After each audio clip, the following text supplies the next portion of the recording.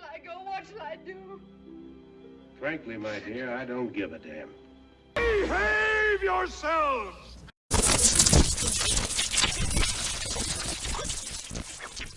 Born baby's dream. When it comes to chills. It happened while I was awake. When it comes to screams. The party just started. When it comes to terror.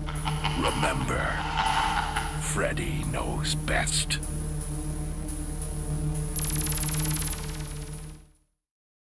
Hello YouTubers out there, this is Jerry Saravia at the Movies. So today we're talking about a film that's celebrating its 25th anniversary from the horror genre.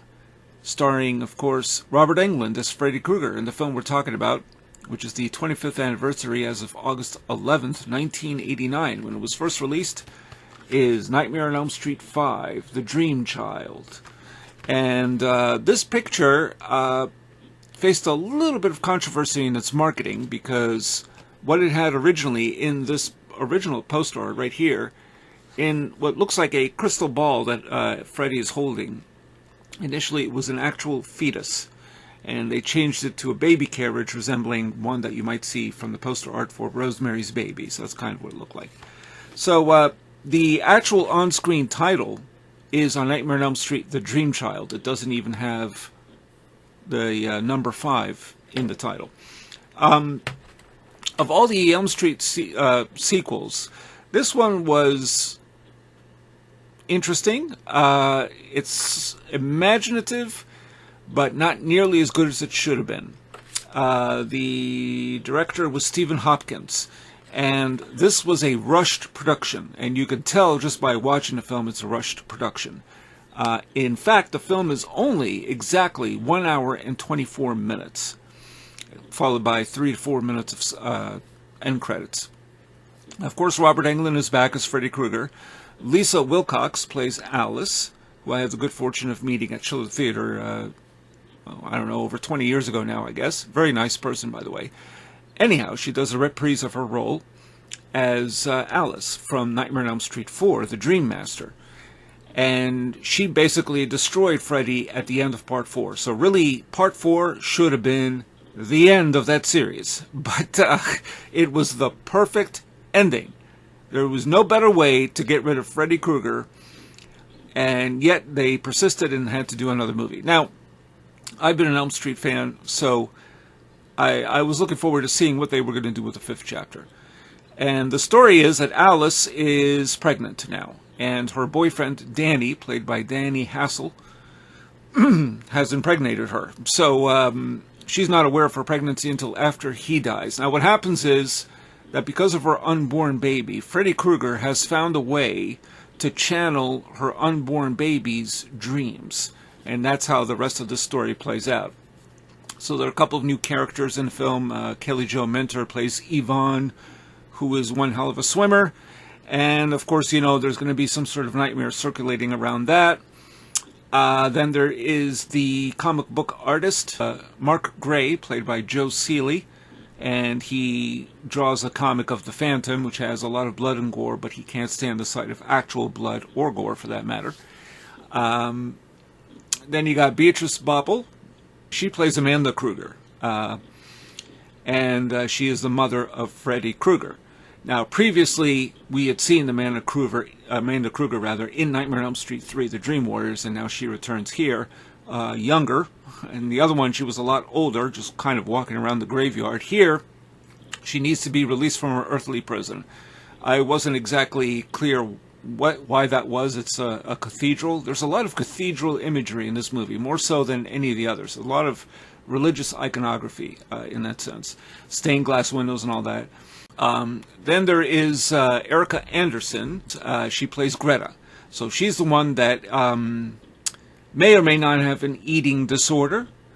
And her mother wants to make sure she stays fit and trim because she wants her to be a model and all this other stuff. So, you know, of course, there's going to be some sort of nightmare circulating around that.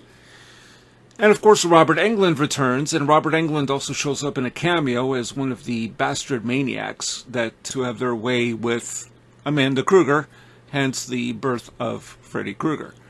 Now, overall, the picture isn't bad. I mean, it flies by real quick, but there's a certain elegance missing in the rhythm and the editing. It just doesn't feel, it feels as if they're just trying to rush through it. There's a sense of anxiety to the whole movie that I don't think has anything to do with the characters.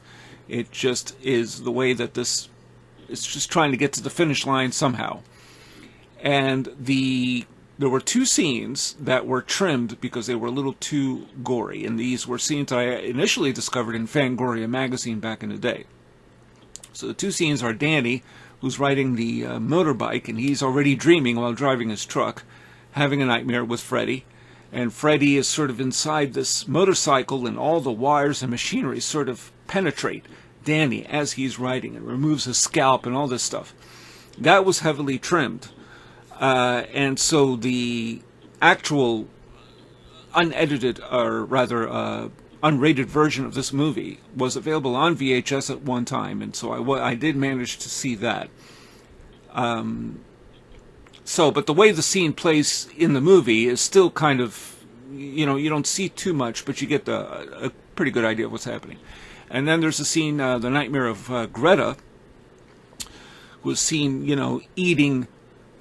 being force-fed by Freddy Krueger, and Freddy Krueger's dressed like a chef, and you saw a lot more of the guts and everything being, kind of shoved into her mouth, and her mouth becomes heavily bloated, to say the least. So the picture really has its moments, and I really enjoy Lisa Wilcox more than anything else. She makes the movie for me. She is steadfast and determined to get rid of Freddy. She is sure Freddy's doing this. There's a lot here about the possibility, rather, of her not keeping the child. So a lot of those issues that were raised in other movies of this series, during the 80s especially, comes up. But overall, the movie is just not nearly as good as the other ones. It's not a boring film. It's not tired. But it does get a little monotonous, some of it. But overall, it's not a bad effort. I like that Freddy is not really completely whole when he is brought back to life. He has a hand that seems a little deformed and kind of enlarged, and he doesn't seem like the real, fully developed Freddy from Nightmare 4 or Nightmare 3 or any of the other ones, really. They were trying, though, to bring back, the makeup changed a little, so he looks a little closer to what he was in the original film. So they were trying to bring back a little bit of that haunting look, where you don't always see, Freddy completely.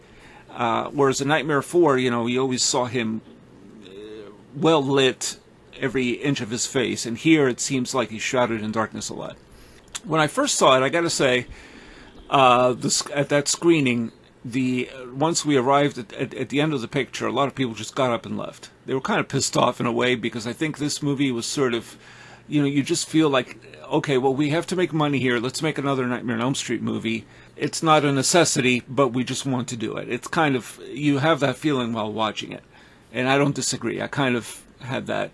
Now, Freddy's Dead is a lot worse. That's a good, bad movie, but it's an insult to people that like the other Nightmare on Elm Street movies. But I am a fan. So, if you've never seen A Nightmare on Elm Street 5, The Dream Child, it would help if you've seen the other ones. As a standalone picture, you still need Part 4 to kind of complete the story, so it's kind of essential. But worth seeing if you haven't seen it, or if you only seen a couple of the early ones only and didn't follow up.